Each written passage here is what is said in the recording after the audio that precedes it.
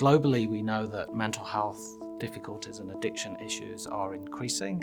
It seems to be a function of modern life and engagement with social media.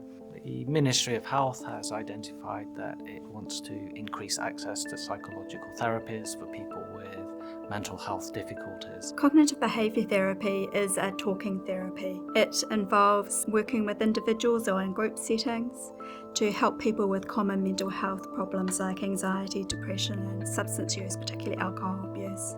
The Postgraduate Diploma in Cognitive Behaviour Therapy is designed to help students learn how to assess an individual to work out what their difficulties are, and not only what their difficulties are, but how those difficulties have developed and how they are being maintained. For example, we might think around specific psychological mechanisms that are contributing to a person's depressed mood. And once we've identified those mechanisms, these can become targets of treatment that are discussed with the client and become opportunities for change. The qualification also focuses on helping individuals understand how to engage Māori and Pasifika in culturally safe ways, and those components lead through all aspects of the diploma. The program introduces the students to assessment, formulation and treatment. Subsequent papers involve CBT applied to specific disorders and CBT within a group setting. A key thing about the program is that it's based on the students' clinical practice. So they need to be in a setting where they're already working with clients,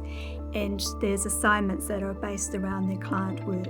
All 4 courses are taught as block courses. So students come for a week at a time. They can then go back to their hometowns and their workplaces and continue to develop their skills and work on producing the assignments.